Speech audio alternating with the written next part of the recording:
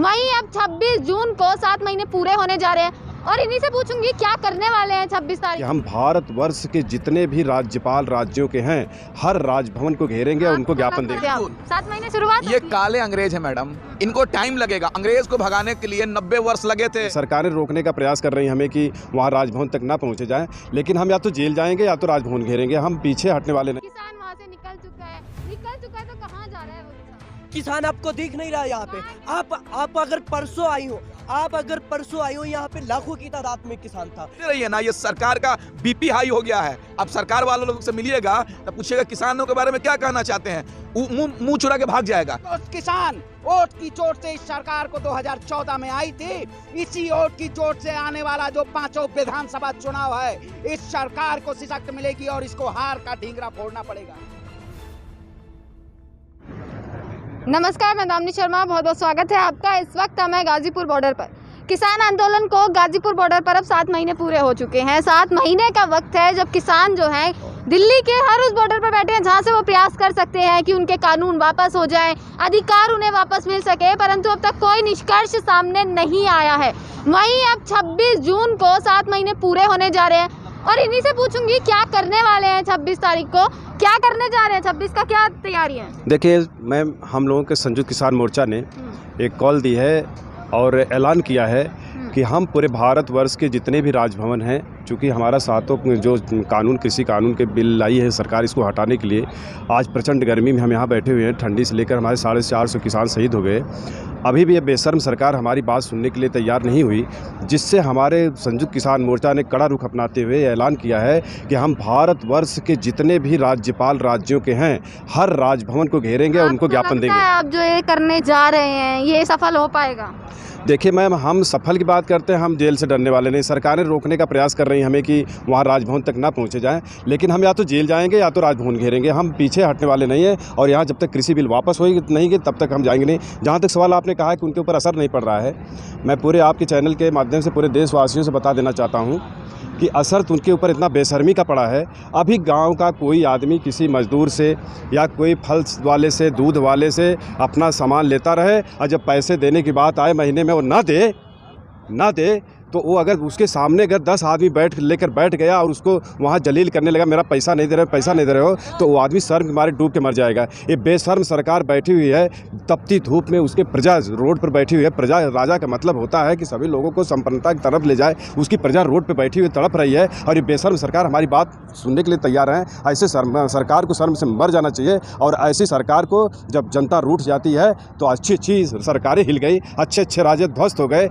और इस सरकार में क्या दम है, ये भी ध्वस्त हो जाएगी। इन्होंने अभी बात करी कि अच्छी सरकारों की बात कर रहे हैं कि सरकार ध्वस्त हो जाएगी। अरे जिस सरकार ने 7 महीने में नहीं सुनी, अब क्या समझाने बैठे हैं? कौन से तरीके रह गए हैं आपके पास कि समझा देंगे आप? अभी तो शुरुआत हुआ है। 7 महीने की शुरुआत बताते हैं आप। 7 महीने शुरुआत। ये काले अंग्रेज है मैडम, इनको टाइम लगेगा। अंग्रेज को भगाने के लिए 90 वर्ष लगे थे, तब जाकर अंग्रेज भागे थे। ये काले अंग्रेज हैं, इनको भी भगाने में टाइम लगेगा। और जो प्रधानमंत्री जिस गलत फहमी में है कि किसान अपने घर चला जाएगा, प्रधानमंत्री जी गलत फहमी निकाल दीजिए। अगर किसानों की मांग पूरी नहीं करते हैं तो 26 जनवरी को आपने देखा होगा 25 लाख लोग और 4 लाख ट्रैक्टर पहुंचा था। लॉकडाउन खुल गया है, किसान दिल्ली पहुंच रहा है और दिल्ली फिर पहुंचेंगे। प्रधानमंत्री के छाती पे चढ़ जाएंगे, संसद भवन में घुस जाएंगे। ये कानून जहां से पारित हुआ है वहीं से रद्द करवाने का काम कर रहे हैं। मजाक चल रहा है क्या? देख लिया ना आपने 26 की बात करी कि रैली हो गई, ट्रैक्टर आ गए, उसके बाद हालात देख लिए ना क्या हुए। किसान आंदोलन ही बदनाम हो गया। ये तो सरकार बदनाम न किया, हम तो बदनाम नहीं हुए क्योंकि हमने तो गलत किया नहीं।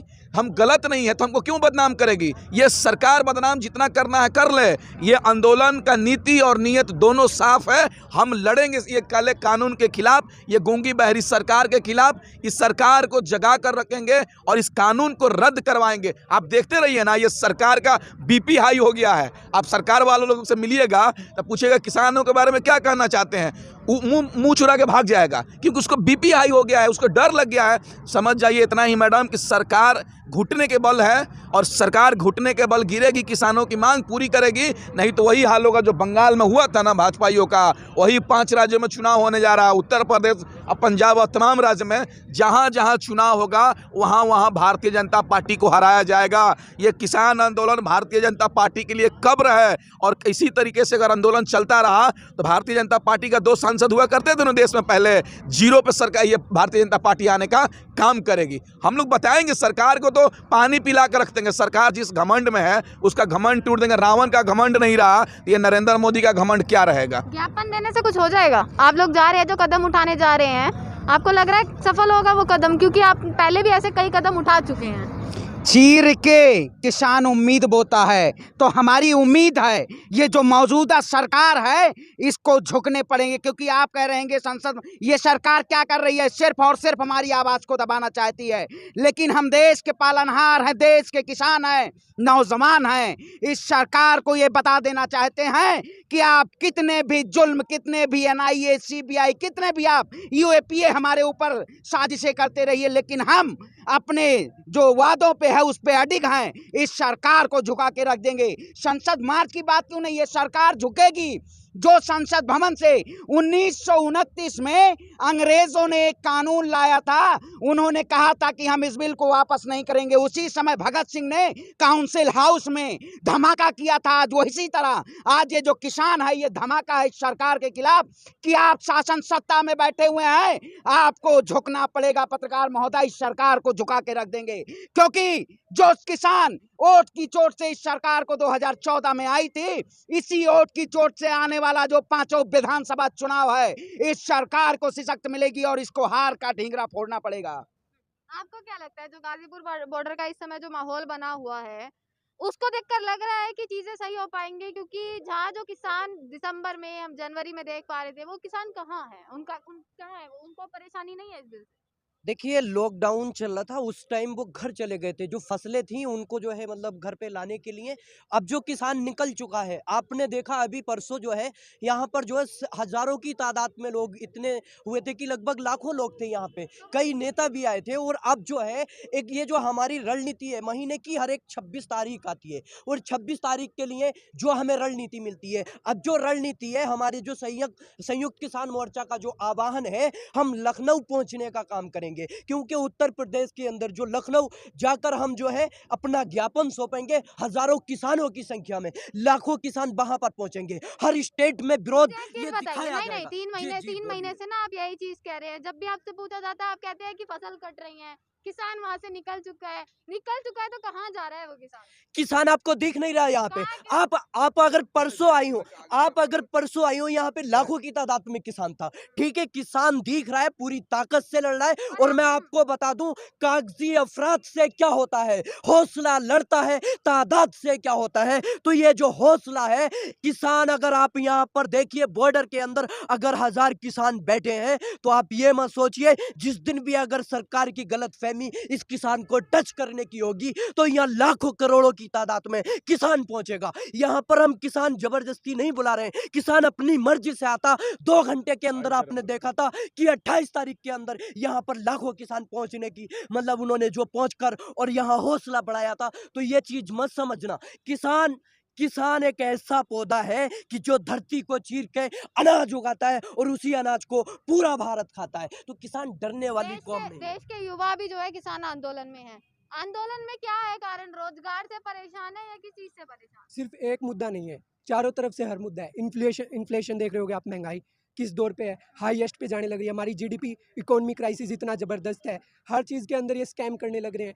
जब कोविड क्राइसिस आया उस टाइम पे भी इनकी प्रायोरिटी क्या है, सेंट्रल विस्टा जैसे प्रोजेक्ट हैं, और वैक्सीन के अंदर हर चीज़ के अंदर इन्होंने स्कैम किया। तो और अब ये प्रहार करने लग रहे हैं कि एक कंपनी सिस्टम पूरा का पूरा इस्टेब्लिश करने लग रहे हैं। आप मुझे सीधा सीधा बताइए, आपका रोजगार जो है आप अभी कर क्या रहे हैं? मैं स्टूडेंट हूँ दिल्ली यूनिवर्सिटी। आगे रोजगार की चिंता नहीं है? वैसे तो मिलने वाले हैं रोजगार, योगी जी ने भी कहा है अभी। कहाँ से मिलेंगे मैडम? जो पहले से रोजगार थे ना, जो गवर्नमेंट का खुद का डाटा है, ये कहकर तो आए थे कि हम हर साल 2 करोड़ रोजगार देंगे, लेकिन इन्होंने खुद से छीन लिए हैं। कोविड क्राइसिस के अंदर जिन लोगों के पास पहले से जॉब्स थी, रोजगार था, वो भी चला गया है। तो ये एजुकेशन सिस्टम के ऊपर, हर चीज़ के ऊपर हमला करने लग रहे हैं। आज किसानों के साथ ये होने लग रही है, कल माइनॉरिटीज़ के साथ होने लग रही थी। अब जो लोग ये घरों में बैठे-बैठे सोच रहे हैं ना कि हमारे साथ क्या होगा, जब एसेंशियल कमोडिटी एक्ट सबसे ज़्यादा मिडिल क्लास को प्रभावित करेगा। जब स्टॉक की कोई लिमिट नहीं रहेगी, जब ये गोदामों के अंदर अपने भर लेंगे खुल्लम खुल्ला, जब ब्लैक मार्केटिंग होएगी, कालाबाजारी होएगी, तो इससे किसका नुकसान है? मिडिल क्लास का। किसान तो सदियों से मरता ही आया है।